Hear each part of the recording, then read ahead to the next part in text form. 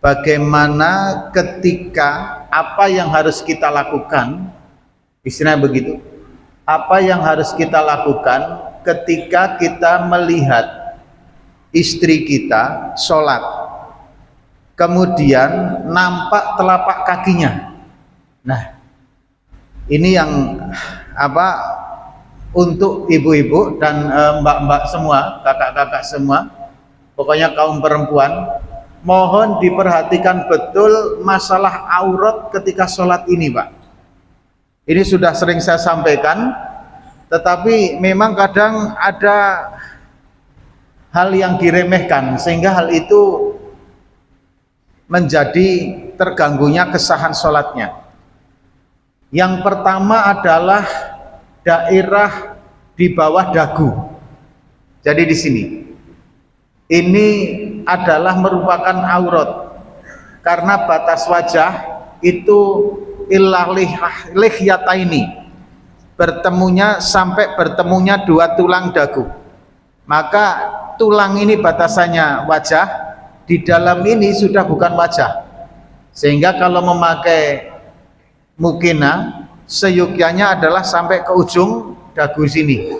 Ini ketika sholat. Begitu juga ketika di luar sholat. Maka belilah jilbab yang modelnya memang ada begininya. Kalau pakai jilbab, carilah model jilbab yang memang ada sampai ke bawah dagu tertutup. Jangan yang kemudian sampai ditarik sampai ke pangkal leher sini, akhirnya nampak sininya, sudah nampak gemuk lagi, akhirnya kayak gelembung kan itu. Ini mohon maaf, ini adalah aurat.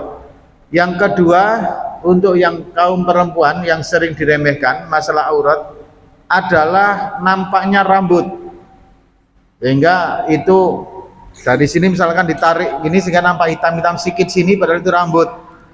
Atau dua batang, dua helai, tiga helai rambut yang muncul di sini, itu wajib untuk ditutupin. Ini harus teliti di situ. Yang ketiga hadirin adalah sujud.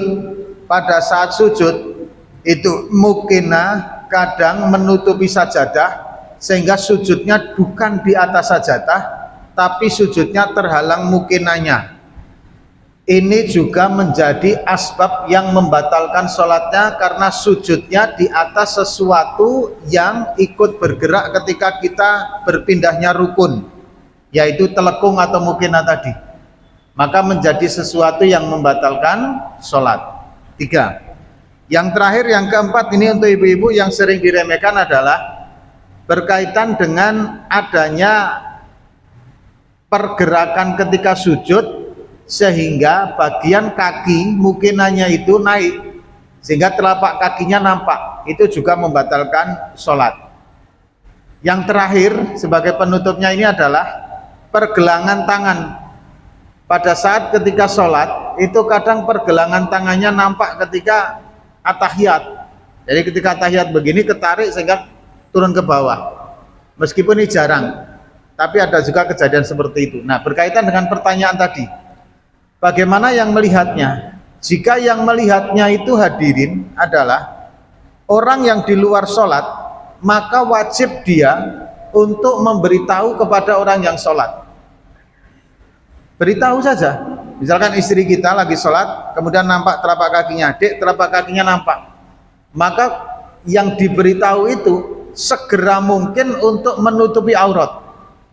Sesegera mungkin untuk dibetulkan auratnya itu, meskipun nanti sedikit melebihi dari pergerakan yang diperbolehkan.